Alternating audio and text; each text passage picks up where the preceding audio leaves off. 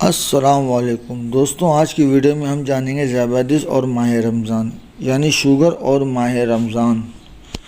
دوستوں، ذیابیطس کے مریض کے لیے روزہ رکھنا خطرناک ہو سکتا ہے۔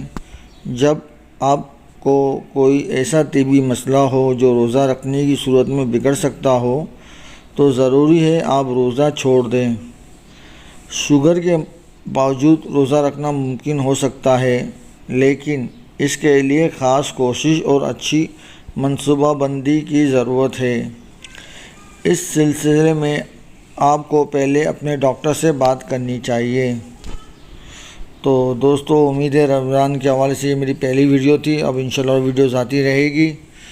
تو آپ اگر شوگر کے پیشنٹ ہیں تو پہلے اپنے ڈاکٹر سے رجوع کریں اور اس کے بعد ماہ رمضان کی تیاری کریں۔ ملتے ہیں نیکسٹ ویڈیو میں، جب تک کے لیے اللہ حافظ۔